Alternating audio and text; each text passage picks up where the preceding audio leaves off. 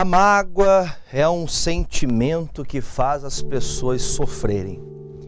Eu tenho notado, nessa vida, tenho notado não só no que diz respeito à vida que até hoje vivi, mas tenho percebido biblicamente, tenho percebido também nos atendimentos pastorais, que tem muitas pessoas que guardam ressentimentos. Muitas pessoas que elas acabam ressentidas, magoadas, e às vezes por coisas tão pequenas ou coisas sérias, relevantes, vamos assim dizer, que realmente foi um episódio ruim, foi um episódio que machucou, que marcou, que tentou de alguma maneira impedir a sua alegria. E isso é algo que acaba nos tirando, acaba movendo o nosso coração para uma tristeza.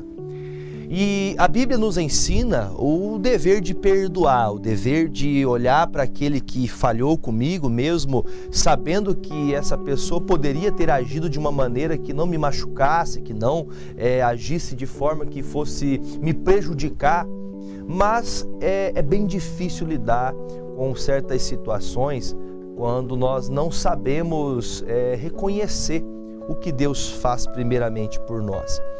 Eu quero comentar com vocês, ouve aqui de forma bíblica, nós vamos ouvir falar do pior golpe de Estado já dado da história. O golpe de Estado, você sabe que é você tirar alguém do poder de forma obrigatória, de forma que você não pede licença, você chega e tira quem está no comando e se assenta no trono, na presidência e assim por diante. A pior dos piores golpes de Estados, eu creio, na minha visão, na minha pequena visão, posso assim dizer, foi essa história que eu vou ler com você, que está escrita no livro de 2 Samuel, capítulo 15. Segundo livro de Samuel, o capítulo 15, nós vamos ouvir falar de uma das coisas mais tristes que um pai pode receber, de que um pai de família, uma mãe de família, recebeu o desprezo do seu próprio filho, recebeu o desprezo. E eu acredito que todas as pessoas elas podem errar, todas as pessoas podem falhar, tanto aquelas que andam com Deus, quanto as que não andam, quanto as pessoas que andam num caminho de retidão, como as que também não andam em caminhos de retidão, todos são sujeitos a falhas, a erros. E Davi, ele teve um episódio dentro da casa dele, que um dos seus filhos, o Aminon, ele cometeu um incesto no meio da família. Ele teve relações com a sua irmã Tamar, a sua meia-irmã Tamar. E a Tamar era irmã de sangue de Absalão, também filho de Davi. E esse emaranhado, essas desgraças que aconteceu dentro da casa de Davi, por ser pai, ele não tomou uma atitude grosseira, porque a lei dizia que tinha que se tirar a vida do filho. A Bíblia diz, se você procurar lá em Levítico, aquele que cometesse essa desgraça no meio da família, desgraçando a família, deveria se matar o filho, arrancar os olhos, tirar os olhos daquele filho. E Davi, como um homem de Deus, homem segundo o coração de Deus, foi misericordioso.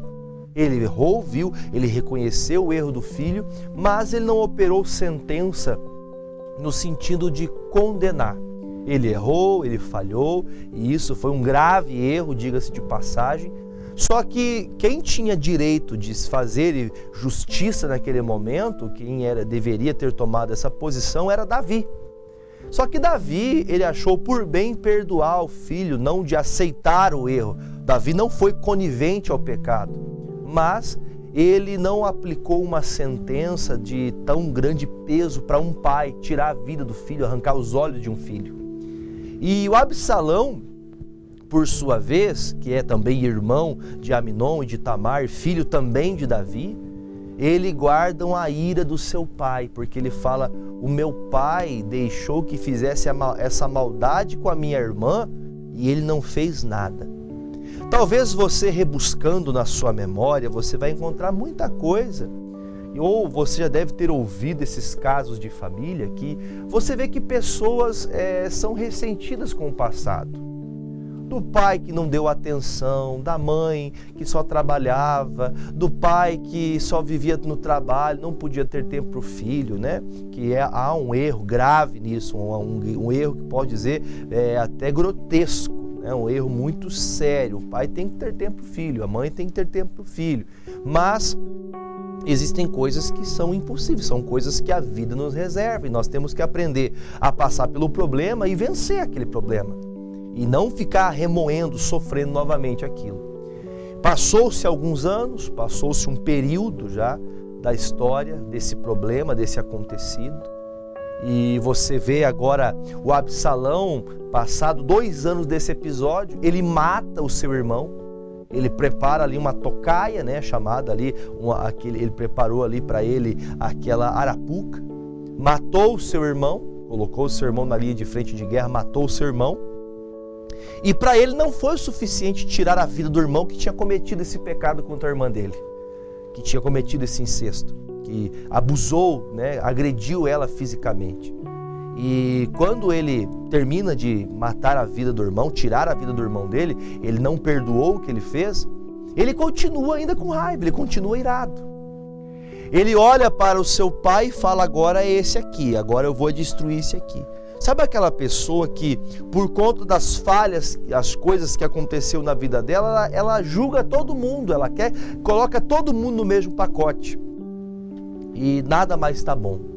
E o Absalão agora, ele, sabendo que seu pai era rei em Israel, todo Israel estava debaixo da mão de Davi, todas as pessoas que vinham procurar ajuda a Davi, como procurar o rei para as demandas, né, do povo de Israel, o Absalão começou a roubar o coração do povo.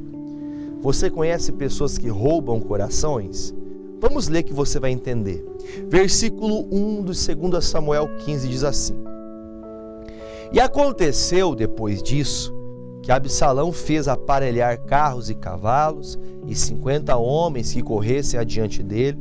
Também Absalão se levantou pela manhã e parava a uma banda do caminho da porta, e sucedia que todo homem que tinha alguma demanda para vir ao rei a juízo, o chamava Absalão a si e lhe dizia, de que cidade és tu? E dizendo ele, de uma das tribos de Israel é teu servo. Então Absalão dizia, olha, os teus negócios são bons e retos, porém não tens quem te ouça da parte do rei. Dizia mais Absalão, quem me dera ser juiz na terra, para que viesse a mim todo homem que tivesse demanda ou questão, para que lhe fizesse justiça. Sucedia também que quando alguém se chegava a ele para se inclinar diante dele, ele estendia a sua mão e pegava dele e o beijava, olha só. E desta maneira fazia Absalão a todo Israel que vinha ao rei para juízo, assim roubava Absalão o coração dos homens de Israel. Então, quando o Absalão, ele está com essa raiva, essa ira, essa mágoa, esse ressentimento do que havia acontecido, ele toma uma postura diferente e agora ele para na porta onde as pessoas chegavam para ir até o rei Davi e ele fala assim, olha, da onde você vem? Qual é a tua cidade? De qual tribo você pertence? Olha, nós somos da tribo tal. Ah, que bom, então, conta a sua demanda, o que você quer com o rei? Eu sou filho do rei, eu sou filho de Davi. Conte para mim aí qual que é a demanda que você tem. Aí a pessoa contava, aí ele escutava que a pessoa tinha, ele falava, olha, eu acho que você está certo. Quem não vai gostar de uma pessoa dessa, né? Que aceita o que você quer, que faz justiça, entre aspas, que faz justiça a seu favor, mesmo sem você estar certo. Sem ter uma prévia, sem ter um conhecimento daquilo que está sendo feito justiça. Quando Absalão fazia isso, ele falava, olha, se eu fosse juiz, se eu fosse rei, eu ajudaria você. E isso não foi durante 1 ou 2 ou 3 tentativas. A Bíblia diz que ele alcançou o coração de todos. Todos os povos de Israel, todas as tribos, estavam convictas que melhor era ter Absalão como rei do que Davi. Porque Davi, ele era um homem de difícil acesso, e quando chegava então Absalão falava: eu vou resolver teu problema. O meu pai não resolve, mas eu vou resolver. O meu pai é um homem ruim, ele não é um bom rei, mas eu vou ser um bom rei para vocês. Ah, se alguém me deixasse. E eu fico pensando, olha que povo mais, fraco de mente, de pensar um pouquinho, porque o Absalão pegava as pessoas que vinham até ele, olha que crápula, eu falo assim porque ele foi um crápula, porque ele pegava a mão das pessoas, desses homens, e fazia assim, e dava um beijo na mão deles: olha, se eu fosse o rei, eu te ajudaria. O Absalão começou a roubar as pessoas, tentando mostrar para elas que poderia dar mais do que o seu pai dava. Tentando mostrar para eles, para as pessoas que vinham procurar pelas suas demandas, pelas suas dificuldades, eles vinham até o Absalão, e o Absalão, ele prometia coisas que eram absurdas. E as pessoas, quando são favorecidas, ela vai atrás daquele que está oferecendo o melhor. Recentemente você deve ter visto um episódio desse aí, no nosso país. Não, porque vai ter comida, vai ter isso, e se fosse eu, porque você vai ver, porque você vai ver, porque você isso, porque se fosse eu, e daí você vai ver depois, meu irmão, quanta sujeira no cenário político, Você vai vendo que tem coisas que você vai se ludibriando por aquela falsa modéstia. Porque eu sou homem igual a vocês, sou do povo, Olha a pilantragem, olha o veneno das serpentes correndo na boca de Absalão. Amados, uma pessoa que tem coragem de falar mal do próprio pai para toda uma sociedade, não teve pudor, não teve no seu coração o intento de falar: puxa vida, meu pai errou, meu pai falhou, mas eu já fiz justiça, meu irmão morreu. Sabe aquela pessoa que ela não se contenta em ver a situação resolvida? Porque se fosse o problema do irmão ter feito aquela atrocidade, aquele grande erro, que foi realmente um grande erro, ele matou o irmão dele já pagou o preço com a vida. Só que ele continua com raiva. Tem pessoas que, por exemplo, tem raiva do pai, tem raiva da mãe, e todo mundo paga. Porque família para mim não presta, família para mim não é nada. Mas ela não percebe que ela usa a raiva, a mágoa de alguém para poder criticar a vida de todos. Absalão, a ira dele, estava tão implacável dentro dele, essa mágoa, que ele pouco se importava se ele estava falando do pai dele ou não. Ele estava falando mal do pai dele, estava condenando a família dele. E isso, se não bastasse, como eu disse, eu tenho pouco tempo para poder abrir aqui com vocês, mas tem pessoas que, quando elas guardam os acontecimentos do passado da sua vida, elas ficam vivendo aquilo como se fosse agora aquele acontecimento, elas vivem amargas. Nada tá bom. Se tem trabalho, ela não está feliz. Se não tem trabalho, ela também não está feliz. Se tem dinheiro, não está feliz. Se não tem dinheiro, não está feliz. Se está perto de amigos, não está feliz. Se tem muitos amigos, se não tem nenhum amigo. Sabe aquela pessoa que nada tá bom? É o tipo de pessoa que guarda o passado. Aí você vai comigo no livro de Ruth, no capítulo 1, versículo 20, eu vou falar por alto porque meu tempo é pouco. A Ruth, ela foi uma mulher destemida, porque ela casou-se com um dos filhos de Noemi, mulher de Deus, israelita, nascida em Israel. A Ruth, que ela não era israelita, ela era uma mulher moabita. Ela casou-se com um dos filhos de Noemi, e os filhos de Noemi morreu, o marido da Noemi morreu, porque eles foram peregrinar nos campos de Moab, foram atrás de pão, na loucura, na ganância do coração deles, eles foram para o lugar errado. E aí então essa mulher é chamada pelas suas noras, depois de seus filhos mortos, essas noras continuam seguindo ela. Em outro momento depois, passado esse episódio, uma das noras vai embora e só fica a Ruth. Mas ela está tão amarga com todos os acontecimentos da vida dela, que ela fala isso aqui, ó. Porém, ela lhes dizia: não me chame mais Noemi, chamai-me Mara, porque grande amargura que tem me dado o Todo-Poderoso. Então, ela fica toda amarga porque ela perdeu o marido, perdeu os filhos. Claro que a perca é irreparável. Eu vou dizer até bem claro, você perdeu alguém que você amava? Você vai ficar preso naquele passado? Você vai ficar preso naquelas coisas? Você vai ficar preso? Amado, quem partiu foi a pessoa que você amava, mas você tem que continuar vivendo. Você tem que continuar. Essa mulher tornou-se uma mulher amarga, como se ela tivesse morrido. Eu ouvi um dia desses, viúva é quem morre, né? Pessoa, o marido morreu, os filhos, alguém que você amava, essa pessoa partiu, ai, mas a culpa é minha. Essas pessoas partiram e a culpa não é sua. Só que tem pessoas que tomam para si essa dor. E essa mulher diz assim, ó, a partir de hoje não me chamem mais Noemi. Meu nome não é mais Noemi, o meu nome é Mara, que traduzido significa amarga.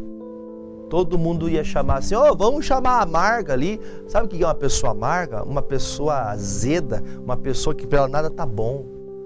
Ela se irrita com todo mundo, tem raiva de todo mundo, tem ódio de todo mundo, porque ela não consegue perdoar, porque ela não consegue se livrar do passado. O Absalão, ou por sua vez, ele tinha a oportunidade de olhar, puxa vida, o meu pai é um homem bom, meu pai é um homem de Deus, meu pai cometeu um erro. Meu pai lá no passado, ele vacilou, ele foi errante. Lá no passado, meu pai, ele cometeu atrocidades. Só que hoje ele já não tem mais o filho, Aminon, porque está morto. Mandei matar ele porque ele fez isso com a minha irmã. E o Absalão, ele não ficou contente com isso, ele não ficou feliz com aquilo. Ele ainda queria derrubar o pai dele. Eu não tenho aqui o tempo hábil para contar toda a história, você pode ler. Se você pegar a leitura do livro de 2 Samuel 15, o capítulo todo, você vai ver que descrito no livro de Samuel, que Absalão, ele faz com que o seu pai fuja do palácio.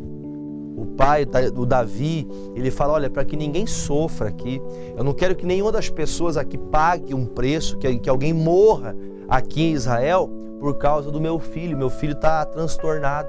Aí o pai se retira do palácio real, junta as pessoas que estavam com ele e vai para um deserto, ele vai fugir do seu filho, porque a ira do filho iria ter também condições até de matar o próprio pai.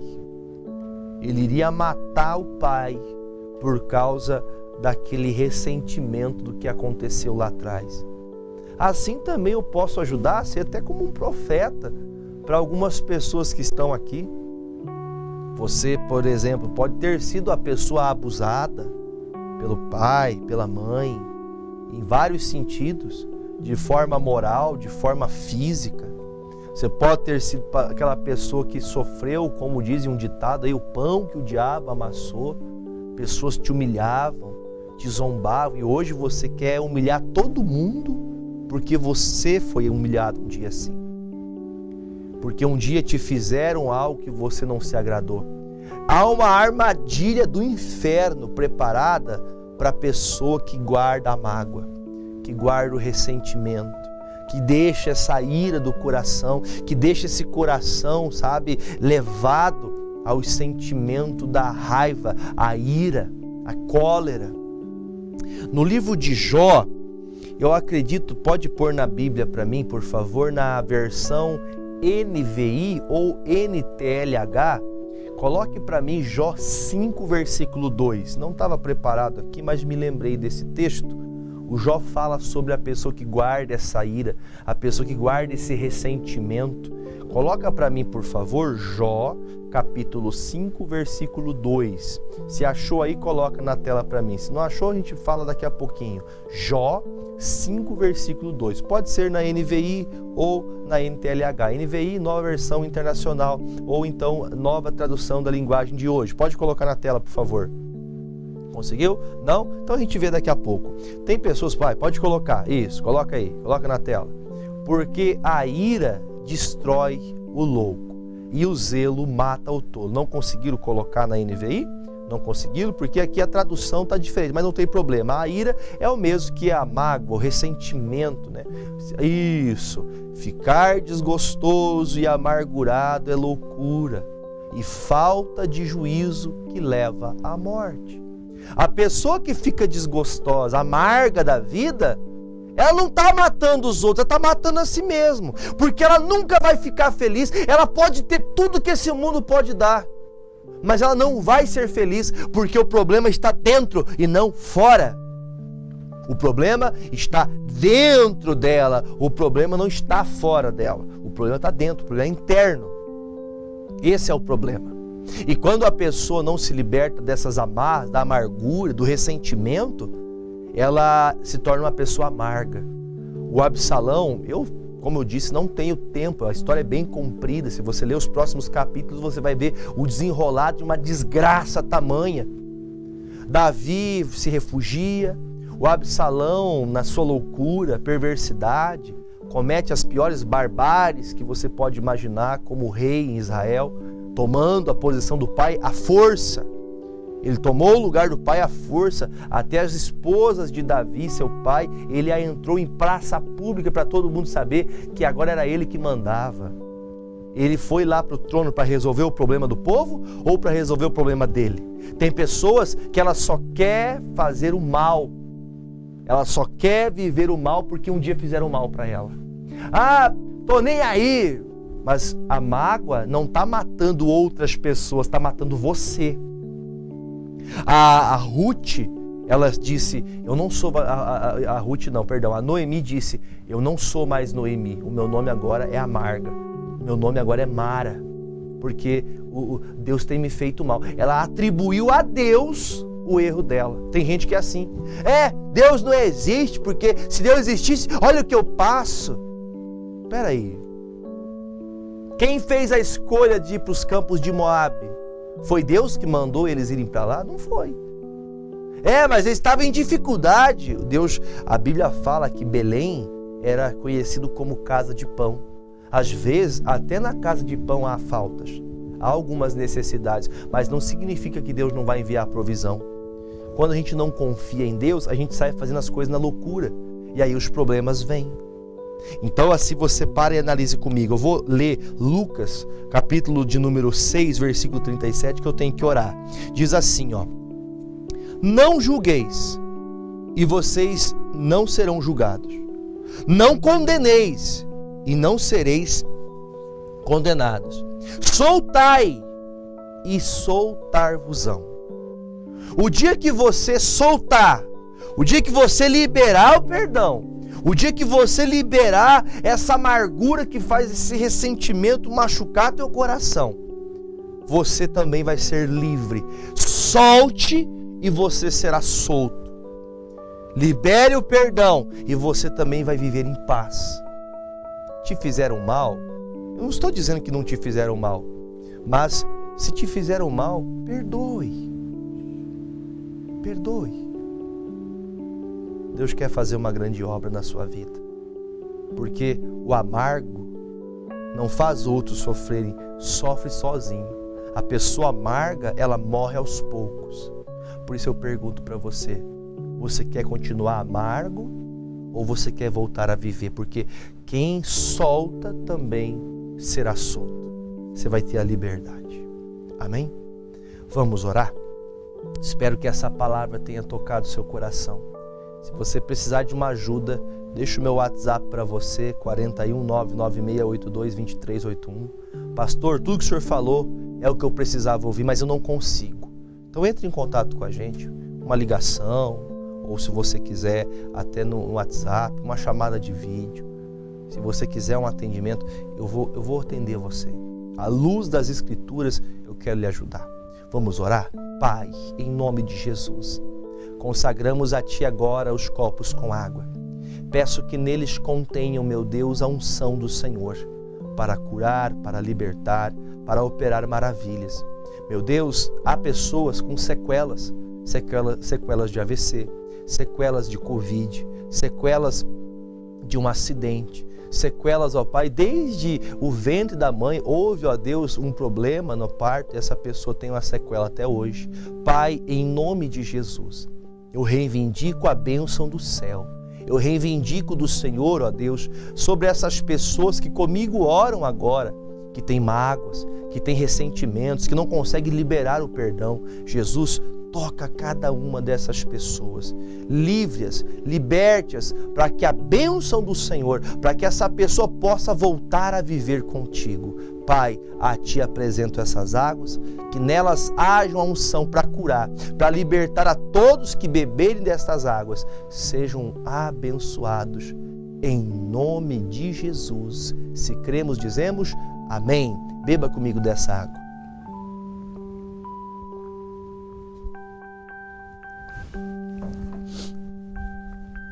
Bendito seja Deus Pai, Filho e Espírito Santo,